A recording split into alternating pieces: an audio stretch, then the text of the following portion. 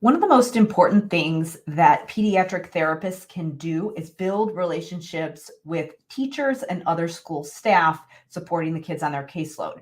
But I see a lot of people making one really key mistake that is causing tons of communication breakdowns. And so I wanted to talk about that today so that you can know what it is and know what to do instead. I'm Karen Dudek-Brannan, and I help pediatric therapists and educators be better leaders so that they can make a bigger impact on the students they serve. And today I wanted to talk about building relationships, because if you are somebody who is in charge of providing specialized services for kids, whether you're in a school or whether you're in a private practice and you're working with kids in a school, then obviously it's going to be really important for you to have relationships with the other people who are supporting kids so that you can have this seamless flow of services and everybody can be on the same page. But in order for that to happen, you have to be able to build relationships. And sometimes that can be a challenge, especially when everybody's busy, everybody's focused on their thing, and we're kind of functioning in silos.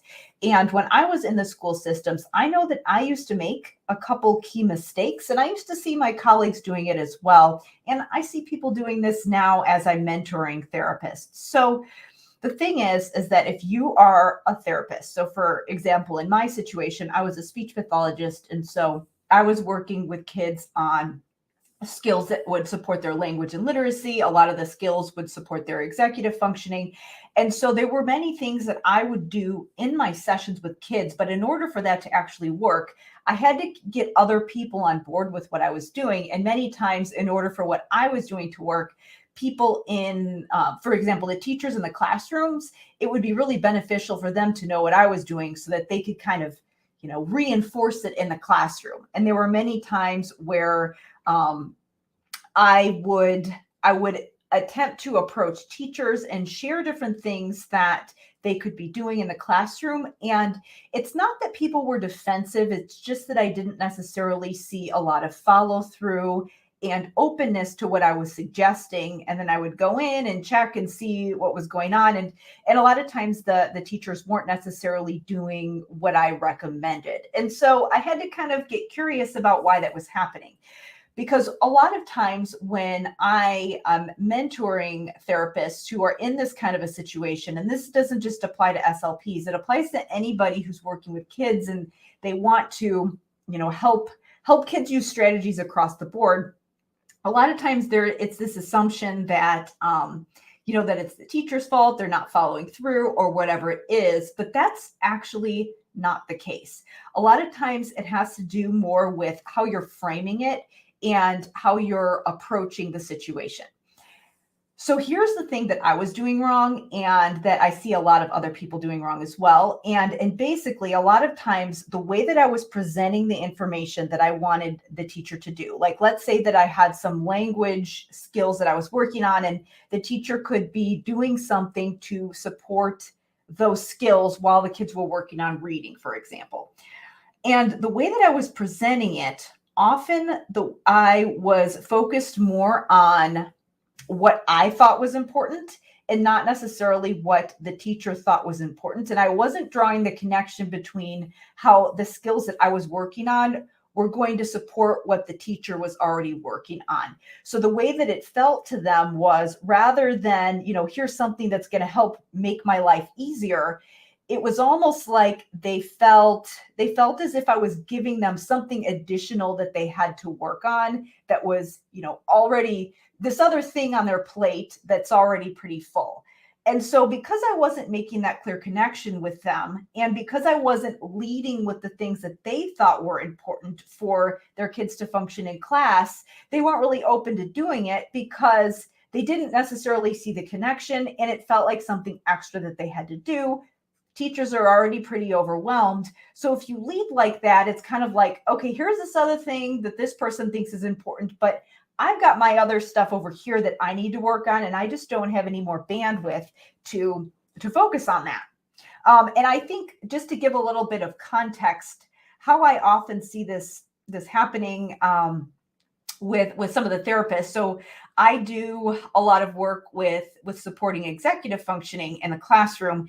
And the thing is, and I even went to my own child's parent orientation this week, and a lot of the things that the teachers were talking about, like, I'm a person who knows that executive functioning is important. It's something that needs to be worked on across the board in a school setting.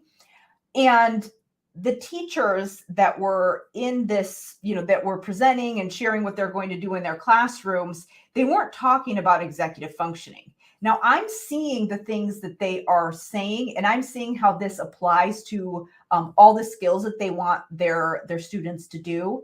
But that's not what they're leading with. That's not where their brain is. And so if I were to go into them and say, like, you need to be working on executive functioning with your students, that's not how I want to lead, because those aren't the things that they're seeing in their classrooms. And so if that's not the thing that's on their radar, they're going to feel like, okay, this is an extra thing. Where you can actually make a bigger impact is not by saying, here's my agenda and here's what I think is important and here's what you need to be doing in your classroom. What you need to do instead is figure out what they think is important and lead with that. Figure out what problems they're struggling with, what things that they want to get accomplished this year with their students. And then you lead with those things. And then you can kind of tie in your thing that you want to work on after, but don't lead with that, because that's not what they care about. And this is, we want to kind of shift our thinking and think about, what does this person care about? And when you go and have those conversations, what you want to think about is, how can I make this person's life easier? You don't want to frame it as, here's this extra thing you need to worry about. You want to frame it as, here's this thing that's going to take work off your plate. And I think that a lot of times when we approach these conversations as therapists, it doesn't feel like we're making their life easier. It feels like we're giving them something extra. So with executive functioning specifically, a lot of times, rather than leading with, you need to work on your students' executive functioning skills, you might want to figure out what things they're seeing in their classroom that can be tied to executive functioning. And you focus on those things. And then you can kind of lead in and be like, okay, what we're actually working on is called executive functioning. And here's how you can, how you can support your students. So in a classroom, you might see teachers make comments about how well their students are able to sit with independent work that requires multiple steps and resilience and persistence. That was a big thing that came up in the parent orientation. Actually, my stepdaughter's math teacher mentioned that he was working on resilience and, tolerance to challenging tasks, which has to do with executive functioning. So if I were going to talk to him, I would probably, lead with, all right, you mentioned that helping kids sit through problem solving for math problems and being able to sit and focus and, self-manage and self-monitor is important. And so I would start with that, which again is an executive functioning skill. So I would lead with that. Another thing that teachers probably would be mentioning is just work completion and organization with assignments, being able to attend and focus. Again, tolerance to things that are non-preferred tasks, all of those things that probably come up when you are in school. So I always encourage people to figure out when you want someone to do something for you, I mean, yes, it's for your students, but the way that it comes across is that it's for you. When you want them to do something for you, figure out what they want. Figure out how you can do something for them.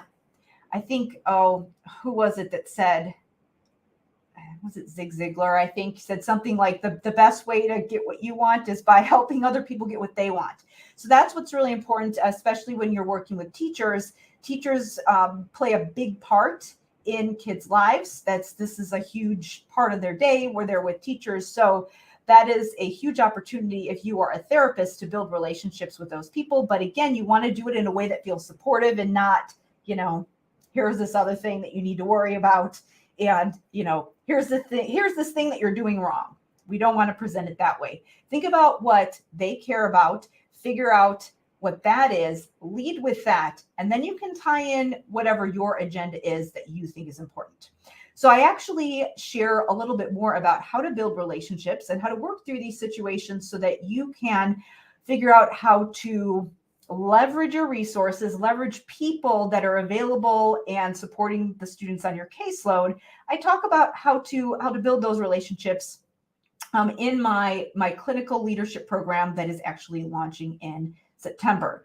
So I'm actually going to share the link to get on the waiting list for that program in the comments below this video. And then also I'm going to share the link to my clinical leadership manifesto that shares a little bit about why it's so important to build relationships and why that is such a key asset to making a bigger impact on your caseload. So check out those things. Again, the waiting list to the clinical leadership program, where I will be supporting clinicians through situations like this, as well as the clinical leadership manifesto. That is a written document that can talk you through some of the key concepts that can help you be a better leader and build relationships.